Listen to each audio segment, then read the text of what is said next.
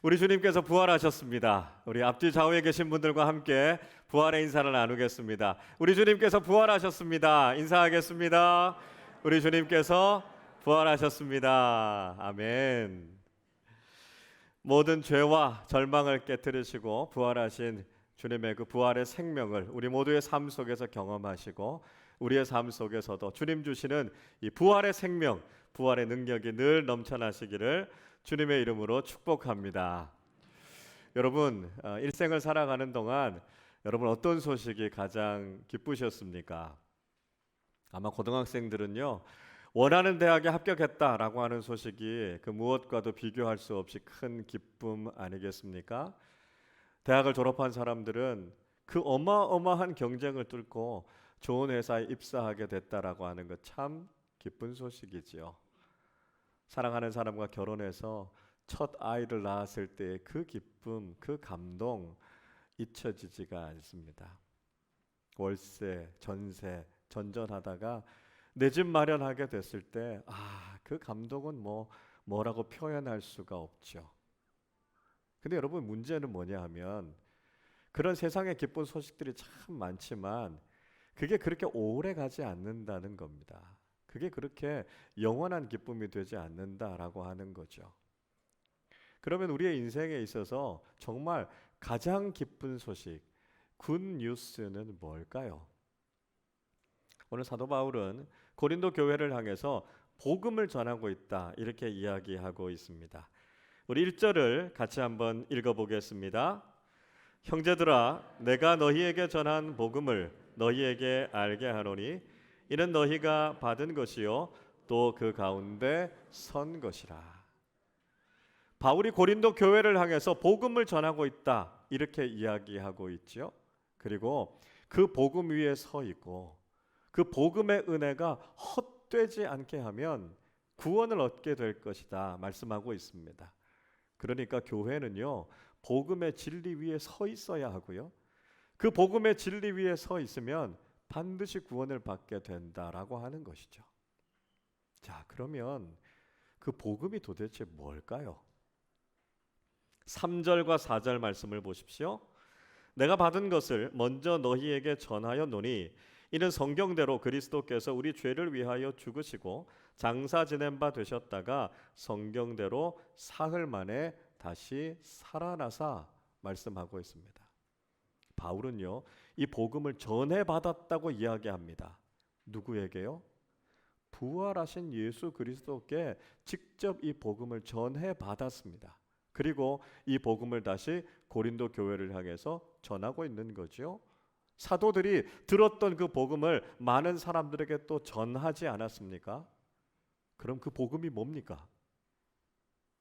그 복음이 바로 예수님께서 십자가에서 죽으셨지만 3일 만에 그 죽음의 권세를 깨뜨리시고 살아나셨다라고 하는 것이죠. 복음은 바로 예수 그리스도의 십자가와 부활의 복음이라는 것입니다. 세상 그 무엇도 이것과 비교할 수 없고요. 오직 예수님께서 부활하셨다라고 하는 이 소식만이 우리에게 진정한 복음, 복된 소식이다 말씀하고 있습니다.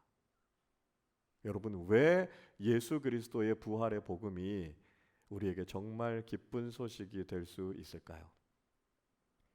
프랑스 파리의 한 수도원의 입구에는 큰 비석이 하나 세워져 있습니다. 그리고 그 비석에는 아프레셀라, 그 다음은 이라고 하는 말이 반복해서 적혀 있습니다. 그 유래는 이렇습니다. 한 학기를 남겨놓고 있는 법대생이 도저히 학비를 구할 방법이 없어서 이 수도원에 찾아와서 신부에게 부탁합니다. 학비를 좀 도와주십시오. 그러니까 신부가 웃으면서 이야기합니다. 그렇지 않아도 지난 주간에 한 성도님이 돈 뭉치를 맡기고 갔는데 아마 자네에게 주려고 했나 보네 이야기하면서 그 돈 뭉치를 건네줍니다. 돈을 받고 감사합니다. 이렇게 인사하고 나가는 그 법대생의 뒤를 향해서 이 신부가 묻습니다. 자네 그 돈 가지고 가서 뭐 하려고 그러나? 말씀드렸잖아요. 제가 학비 내고 학교 열심히 다닐 겁니다. 그리고 그 다음은 학교를 잘 졸업해서 좋은 법관이 되겠습니다. 그리고 그 다음은 열심히 성실하게 잘 재판해서 억울한 사람 없도록 만들어야죠. 그 다음은 사랑하는 사람과 결혼해서 아들, 딸 낳고 행복하게 잘 살 겁니다. 그 다음은 이 신부가 계속해서 그 다음은 질문하는 이 질문이 심상치 않다는 것을 깨달았더니 법대생이 고민에 빠지게 됩니다. 집으로 돌아와서도 계속해서 그 다음은 이라고 하는 질문이 자기 뇌리에서 떠나지 않습니다. 며칠을 고민하다가 그가 그 돈을 다시 들고 이 신부를 찾아와서 그 돈을 돌려주고 이 수도원의 수도사가 됩니다. 일생을 살아가는 동안 하나님 앞에서 선한 일, 의미 있고 보람 있는 일을 하면서 마지막까지 믿음을 잘 지키면서 그 생을 마감하게 됐습니다. 여러분, 예수 그리스도의 부활의 복음이 왜 가장 기쁜 소식이 되는지 아시겠죠? 그것은 그 다음에 대한 분명한 대답을 우리에게 들려주고 있기 때문입니다. 우리가 한 번은 육신의 죽음을 경험하게 될 텐데 그 다음에 대해서 여러분 해답을 가지고 계십니까? 만약에 육신의 죽음으로 모든 것이 끝나버린다면, 우리가 영원한 저주에 빠지게 된다면 우리가 살아가는 인생이 어떻게 행복할 수 있겠습니까? 아무리 많은 것을 가진다 할지라도, 아무리 많은 것을 누린다 할지라도 우리의 삶이 그저 영원한 죽음으로 끝나버린다면 그 인생이 어떻게 행복한 인생이 될 수 있겠습니까? 그러나 예수 그리스도의 부활의 복음을 듣고 육신의 죽음 이후에 영원한 하나님 나라가 있다는 분명한 대답을 가지고 있는 사람만이 이 세상을 가장 행복하게 살아갈 수 있는 것이죠. 저는 수학 기호 중에 무한대라고 하는 기호를 참 좋아합니다. 이 무한대에는 아무리 많은 수를 더해도 아무리 많은 수를 빼도 여전히 무한대입니다. 여러분, 우리가 이 세상을 살아가는 동안 아무리 많은 것을 가져도요, 아무리 많은 것을 잃어도 그것은 영혼에 아무런 영향을 미치지 못합니다. 동시에 우리가 그 영혼을 소유하기만 했다면 우리가 세상에서 아무리 많은 것을 얻어도 아무리 많은 것을 잃어도 우리는 만족하고 감사할 수 있는 것이죠. 영혼에 대한 분명한 대답을 가지고 있다면 우리는 어떤 모습으로 이 세상을 살아갈지라도 가장 행복한 그리스도인으로 살아갈 수 있다는 것입니다. 문제는 뭡니까? 사람들이 예수 그리스도의 부활의 복음을 도무지 받아들이려고 하지 않는다는 것입니다. 예수님의 교훈 너무 좋아하죠. 근데 예수님의 부활은 잘 받아들이지 않습니다. 부활이요, 단지 기적이기 때문에 받아들이지 않는 게 아니에요. 사람들이 좋아하는 예수님의 기적이 있습니다. 뭐죠? 오병이어의 기적입니다. 왜 좋아합니까? 예수님 믿고 살아가면 먹고 사는 걱정할 필요 없거든요. 그런데 유독 예수님의 십자가와 부활의 복음만큼은 사람들이 꺼립니다. 왜 그렇게 끔찍한 사형틀인 십자가가 기독교 신앙의 중심이 되어야 하느냐고요. 부활을 믿어야 된다고 이야기하니까 그게 오히려 신앙을 가지는데 걸림돌이 된다고 말하는 사람들도 있습니다. 그러나 사도 바울은 분명히 이야기하지요. 부활은 엄연한 역사적인 사실이고요. 그건 진리라고 이야기하고 있습니다. 오늘 본문에서 바울은 두 가지 차원에서 부활이 진리임을 이야기하고 있습니다. 하나는 부활이 기록된 증거가 있다는 것입니다. 3절, 4절에서 반복되는 단어는 성경대로라고 하는 말입니다. 성경은 구약 성경을 이야기하는 것이죠. 이미 예수님의 부활은 선지자들에 의해서 다 예언됐고 기록됐다는 것입니다. 이사야 선지자가요, 메시아로 오시는 분이 고난당하시고 부활하실 것에 대해서 이미 예언하고 있지 않습니까? 예수님께서 부활하시고 난 이후에도 복음서를 통해서 많은 문서들을 통해서 예수님의 부활의 사실이 기록되어져 있습니다. 여러분, 우리가 어떤 사건이 진짜이다라고 하는 걸 알기 위해서 작은 문서 한 장, 사진 한 장 그렇게 찾으려고 하지 않습니까? 그걸 찾으면 이것이 진실이구나라고 하는 걸 알게 되죠. 예수님의 부활은 수도 없이 많이 기록된 증거를 가지고 있다는 것입니다. 다른 하나는요, 부활의 목격자들이 많았다는 것입니다.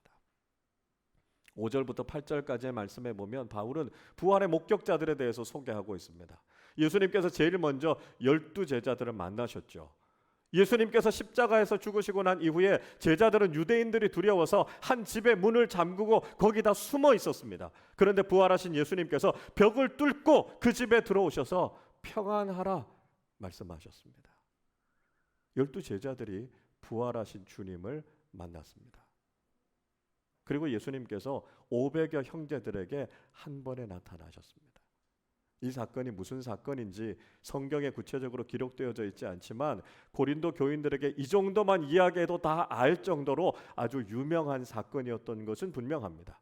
이 고린도 전서를 적고 있을 때가 주후 54년, 55년 정도 됐으니까요. 부활이 있고 난 후에 25년이 채 되지 않았습니다. 여전히 그 부활을 목격했던 사람들이 살아 있었고요. 그들이 예수님의 부활이 진짜다라고 하는 것을 증언했던 것이죠. 그리고 이후에 예수님의 동생이었던 야고보에게도 나타나셨고 다메섹 도상에서 사도 바울도 만나셨던 거죠. 이렇게 많은 부활의 목격자들이 있었습니다. 유대인들은요, 2-3명만 증인이 있어도 그게 진짜다 받아들였습니다. 우리가 무슨 사고가 나면 한 사람의 목격자를 찾기 위해서 플랜카드를 걸어놓지 않습니까? 그리고 그 사람이 증언하는 거 신빙성 있는 증거로 받아들입니다. 그런데 수백 명에 달하는 목격자들이 이 부활을 증언하고 있음에도 불구하고 사람들이 부활을 받아들이지 않는 이유가 무엇일까요? 그것은 우리의 죄악됨 때문에, 우리의 완악함 때문에 분명한 역사적인 사실인 부활을 받아들이지 않고 있다는 것이죠.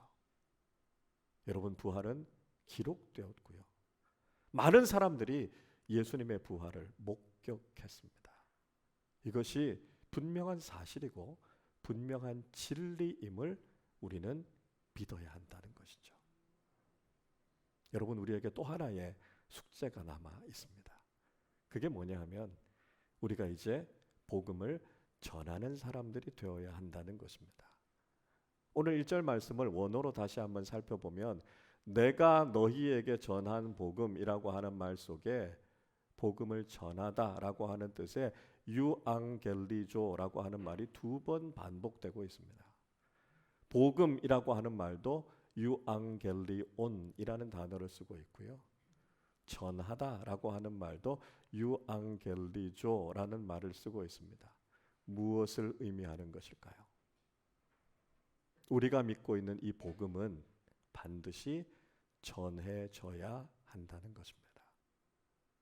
복음이 그냥 내 안에만 갇혀 있으면 그건 진정한 복음이 되지 못한다는 거예요. 복음을 복음되게 하는 것은 우리의 입술을 통해서, 우리의 삶을 통해서 많은 사람들에게 전해질 때 그 복음이 진짜 복음이 된다는 것이죠. 예수님께서 제자들에게 도전하셨습니다. 부활의 증인이 되라 말씀하셨습니다. 나를 살린 복음, 나를 변화시킨 예수 그리스도의 복음을 이제는 우리의 삶의 자리에 가서 증거하는 사람들이 될 때 비로소 복음이 복음될 수 있다는 것을 우리에게 말씀해주고 있습니다. 예수 그리스도의 십자가와 부활의 복음이 참된 복된 소식임을 믿는 우리 모두는 그 복음을 통해 변화되었을 뿐만 아니라 이제는 나아가서 복음을 전하는 사람들이 되어야 한다는 것이죠. 복음이 복음되게 하기 위해서 우리의 삶의 자리에서 복음을 증거하고 그 복음에 합당한 믿음의 삶을 살아가는 우리 모두가 되시기를 주님의 이름으로 축원합니다. 기도하겠습니다. 하나님 아버지, 감사합니다. 죄와 죽음, 절망과 낙심을 깨뜨리고 우리에게 부활의 소망과 기쁨을 주신 하나님께 감사와 찬양을 드립니다. 예수 그리스도의 부활의 복음이 절망 가운데 있는 우리의 삶을 바꾸어 놓았고 죄와 죽음의 권세를 이기고 하나님 나라의 영원한 생명을 주셨음에 감사를 드립니다. 이제 우리를 살린 복음, 우리를 변화시킨 이 복음을 많은 사람들에게 나아가 증거하게 하여 주셔서 복음을 복음 되게 하는 예수 그리스도의 제자로 살아가는 우리 모두 되게 하여 주옵소서. 부활의 기쁨과 소망을 주신 하나님 앞에 감사드리며 성찬의 자리로 나아갑니다. 주님의 몸을 받고 주님의 피를 마실 때 우리 안에 부활의 생명이 다시 회복되게 하여 주셔서 우리가 나아가는 곳곳마다 우리의 가정과 우리의 일터와 우리의 공동체와 삶의 자리들이 부활의 능력으로 살아나는 놀라운 은혜와 능력을 경험하게 하여 주옵소서. 감사드리며 우리 주님 예수 그리스도의 이름으로 기도하옵나이다. 아멘.